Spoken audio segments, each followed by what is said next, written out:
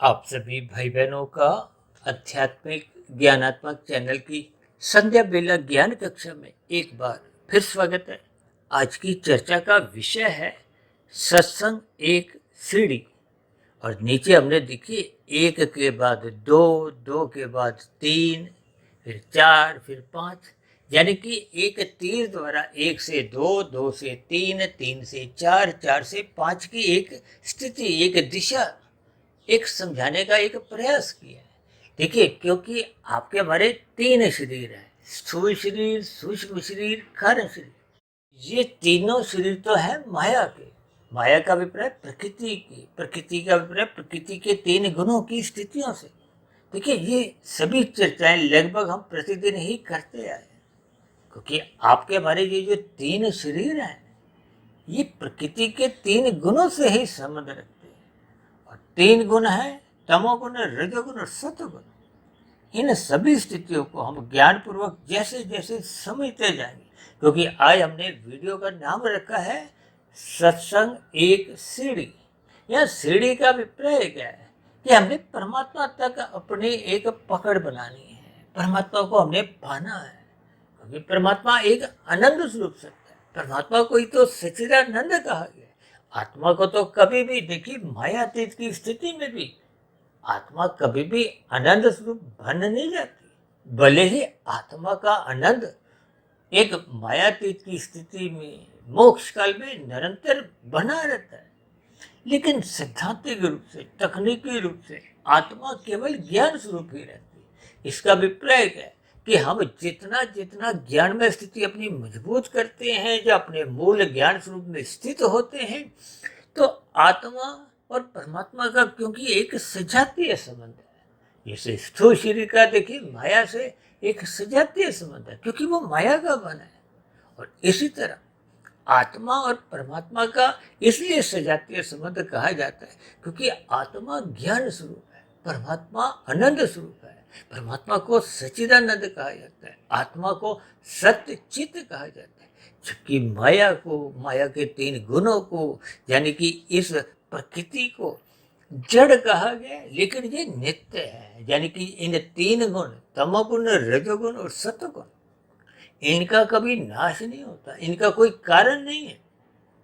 देखिए, इन सभी स्थितियों को आप और हम जितना जितना ज्ञान पूर्वक समझ जाएंगे, फिर उतना उतना आत्मा का, परमात्मा का जो एक सजातीय संबंध है, वो सहज ही एक पुनः स्थापित हो जाता है। इसका अभिप्राय क्या है कि आत्मा और परमात्मा का संबंध कभी भी समाप्त नहीं होता। यानी कि आत्मा और परमात्मा का नित्य एक सजातीय संबंध है। भले ही आत्माएं देखिए वनस्पति जोनि में, चाहे कीड़े मकोड़े की जोनियों में, जल में रहने वाली जोनियों में, पक्षी की जोनि में, पशु की जोनियों में, और चाहे मनुष्य जोनि में, और मनुष्य से ऊपर की तो देखिए देवी देवताओं की, यानी कि ऊपर की एक 3,99,999 प्रकार की भी अलग अलग जोनि है। इन सभी स्थितियों को आपको मैं ज्ञान पूर्वक समझना चाहिए, क्योंकि आपको और परमात्मा को जो एक जुड़ने की जो एक स्थिति है, क्योंकि मनुष्य जोनि को कर्म जोनि के साथ साथ साधना से जोड़ा गया है। यानी कि मनुष्य जोनि में ही हम अपने परमात्मा के जो एक संबंध को पहचान सकते हैं, पुनः स्थापित कर सकते हैं। यूं तो संबंध समाप्त नहीं होता, लेकिन जब मनुष्य जोनि में हम प्रकृति के तमोगुण, रजोगुण की स्थितियों में ही खोए रहते हैं, भोगने की स्थितियां अधिक बना लेते हैं, तो फिर उन गुणों का जैसा जैसा संग होता है, भोग होता है, फिर उन किए गए संग का रंग को हो या भोग का एक परिणाम को हो, वो आपके हमारे कार्य शरीर में बढ़ जाता है। और कार्य शरीर की ही स्थितियों का आत्मा पर एक परिणाम रूप में, देखिए, परछाई को हो, परिणाम को किन्हीं भी परिस्थितियों से आप समझ सकते हो। उसका जब आत्मा का जब प्रकाश आवृत होता है, ढक जाता है, समाप्त नहीं होता। देखिए, शब्दों पर विशेष ध्यान दीजिए, ढक जाता है। जैसे आप और हम देखिए शाम को जब बल्ब ट्यूब जलाते हैं, उस बल्ब ट्यूब के जलते ही आपके कमरे में प्रकाश हो जाता है। अब ट्यूब के ऊपर यदि आप कोई काले रंग का कोई कपड़ा डाल देते हो, तो प्रकाश तो भीतर से समाप्त नहीं हुआ, प्रकाश तो अपनी जगह है, लेकिन वो कमरे में अंधकार में स्थितियां बन जाती हैं। और यदि कोई आप लाल पीला हरा कपड़ा डालते हो, रंगीन रंग का कोई भी, तो थोड़ा धुंधला धुंधला प्रकाश आपके हमारे कमरे में बना रहता है।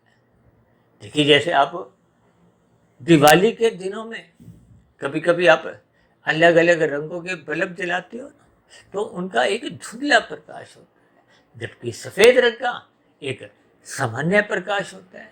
अब सामान्य प्रकाश में तो आपको में स्थितियां एक साधारण स्तर पर समझ में आती है, धुंधले प्रकाश में आपको में सही सही समझ नहीं आती। यानी जब हम काला कपड़ा लगाते हैं तो अंधकार में स्थितियां होती है, यानी कि तमोगुण तो अज्ञानता में ही जीतता है, अंधकार में स्थितियां, और अंधकार में तो तन को ही ठोकरे लगती है। इसी तरह मन बुद्धि के स्तर पर जब अज्ञानता बनी रहती है, ज्ञान का दीपक बुझ जाता है, तो फिर आपके हमारे मन बुद्धि के स्तर पर ज्ञान में स्थितियां नहीं होती। तो ज्ञान में स्थितियां ना होने के कारण, देखिए, कोई अनाड़ी आदमी जब गाड़ी चलाता है, जिसको ज्ञान नहीं हो, तो वो तो देखिए बार बार ठोकरे मारता है, दुर्घटनाएं करता है। कभी कभी हम गाड़ी में बैठे हो ना, तो बार बार दुर्घटनाएं होते होते बचें, तो हम क्या कहते हैं कि कोई अनाड़ी ड्राइवर सीट पे बैठा हुआ है। जैसे आप और हम देखिए, जब पत्नी घर नहीं हो तो खाना बनाते हैं, देखिए पदार्थ तो रसोई में वही है, आपके हमारे हाथों द्वारा क्रियाएं भी हो रही हैं, लेकिन आपको हमें ज्ञान नहीं है। यानी कि तमो रूपी पदार्थ भी है, रजोगुणी रूपी आप क्रिया भी कर रहे हो, लेकिन सतोगुण है ही नहीं, ज्ञान नहीं है, तो फिर वो आधा अधूरा खाना बनता है। ठीक इसी तरह जब आपके भीतर में ज्ञान में स्थितियां कमजोर हैं, यानी कि रजोगुण और तमोगुण की ही स्थितियां बनी हुई है, सतोगुण है ही नहीं, जब बहुत कमजोर है, तो फिर आपके हमारे जीवन में भी परमात्मा से संबंध स्थापित हो नहीं पाता। यानी संक्षेप में आप यूं समझ सकते हो कि जब जब अज्ञानता होती है, अंधकार में स्थितियां होती हैं, तो आपके हमारे जीवन में ठोकरें कहो, दुर्घटनाएं कहो, दुख कहो, प्रतिकूल परिस्थितियों का बने रहना एक सहज स्थिति है। और रजोगुण में देखिए, क्योंकि धुंधली स्थिति है, धुंध में आपको में अधिक दूरी का नजर नहीं आता, यानी कि ये रंगीनियां, संसार के विषय भोग, ये आपको में थोड़ा थोड़ा अचेत करते हैं। अचेत करने का अभिप्राय क्या है कि आपका हमारा ज्ञान धुंधला होने लगता है। धुंधले ज्ञान में देखिए परमात्मा की निकटता कुछ अच्छी नहीं लगती, यानी कि परमात्मा का सत्संग सुनने की कोई इच्छा नहीं होती। भले ही राशि मनुष्य सत्संग करते हुए दिखाई भी देते, लेकिन उनका मन बुद्धि यानी कि सूक्ष्म शरीर संसारी विषय भोगों में ही उलझा होता है, उसी का ही चिंतन कर रहा होता है। देखिए, ये जो आज हमने सत्संग की जो सीढ़ियों में 1 2 3 4 5 लगाए हैं, इनका विशेष अर्थ है। अन्यथा हम देखिए 1 से 2 3 भी कर सकते थे, 4 भी, हमने 5 क्यों लिखा है? ये 5 सीढ़ी के डंडे को, सीढ़ी को, देखिए स्थूल शरीर पहला डंडा, सूक्ष्म शरीर दूसरा डंडा, तीसरा डंडा कार्य शरीर, चौथा डंडा आत्मा का, और 5वें डंडे में प्रवेश करते ही, यानी कि परमात्मा को पाने की स्थिति बनते ही, आपकी हमारी एक मायातीत की स्थिति, मोक्ष की स्थिति बन जाती है। यानी कि स्थूल शरीर के स्तर पर सर्वप्रथम आपको में श्रद्धा पूर्वक सत्संग करना है। जब श्रद्धा पूर्वक सत्संग स्थूल शरीर के स्तर पर आरंभ हो जाता है, हम गुरु के प्रवचनों को एकाग्र भाव से, एकाग्र चित्र होकर सुनते हैं, तो फिर ऐसी स्थितियों में आपका हमारा स्थूल शरीर जागने लगता है। स्थूल शरीर के स्तर पर हम एक सत्संग रूपी सीढ़ी के प्रथम पायदान पे आ जाते हैं, यानी कि हम पहला डंडा पार कर जाते हैं। फिर दूसरा डंडा क्या है? जब हम श्रद्धा पूर्वक सत्संग करते हैं, तो फिर उस किए गए सत्संग का आपको भी चिंतन करना है, मनन करना है। ये चिंतन मनन करना ही एक दूसरा डंडा है, दूसरी सीढ़ी है, दूसरी कक्षा है। देखिए, जब हम सत्संग नहीं करते, तो फिर तो स्थितियां पहले डंडे की भी आरंभ नहीं होती। यदि हमने श्रद्धा पूर्वक सत्संग किया है, चिंतन मनन नहीं किया, तो फिर किया गया सत्संग भी वो, जैसे देखिए दूध की एक्सपायरी डेट, आप पनीर लेते हो, और भी विभिन्न स्थितियाँ की देखिए एक्सपायरी डेट होती है। इसी तरह ज्ञान की भी एक्सपायरी डेट है। देखिए जैसे सतोगुण के बाद रजोगुण आ जाता है, अब रजोगुण के बाद फिर तमोगुण आ जाता है। ठीक इसी तरह ये गुणों के प्रभाव से आपका हमारा ज्ञान आगे पीछे होता रहता है। भले ही ये अंतःकरण की स्थिति है, देखिए भारी गुणों को तो आप और हम बदल नहीं सकते, लेकिन अंतःकरण की स्थितियां बनाना तो आपके हमारे स्वयं के हाथ में है। और ये अपने हाथ में होने का भी प्रयोग है। ये सत्संग की स्थिति है। जैसा हम कार्यशील बना लेते हैं, जैसे हम सत्संग करते हुए ये सीढ़ियों के पायदान आगे आगे चढ़ते जाते हैं, बढ़ते जाते हैं। यानी कि जब हम श्रद्धापूर्वक सत्संग करते हैं तो पहली सीढ़ी चढ़ जाते हैं, जब उसका हम चिंतन मनन करना आरंभ करते हैं तो दूसरी सीढ़ी चढ़ जाते हैं, जब हम फिर चिंतन मनन निरंतर करते रहते हैं तो फिर हम सूक्ष्म शरीर से कार्य शरीर पर धीरे धीरे पहुंचने लगते हैं।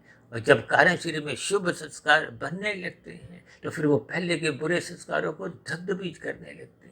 ये स्थितियां जब निरंतर बनती जाती हैं तो कार्यशील कर्म से शुद्ध होने लगता है। तो ये एक तीसरा पायदान है, सत्संग रूपी ये सीढ़ी का तीसरा डंडा है।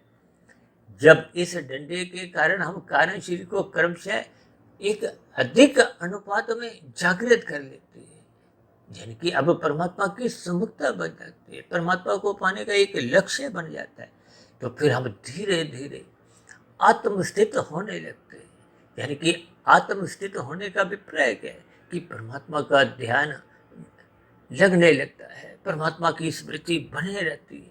तो ये चौथा पायदान है, यानी कि आत्मस्थित हो जाना, ये एक चौथी स्थिति है। और जब हम पूर्ण रूप से आत्मस्थित हो जाते हैं, यानी कि माया से 100% ज्ञान वैराग्य हो जाता है, कार्यशील पूर्ण रूप से शुद्ध हो जाता है, मायातीत की स्थिति को, मोक्ष की स्थिति को, तो फिर हम पांचवें पायदान पे यानी कि हम परमात्मा को पा जाते हैं।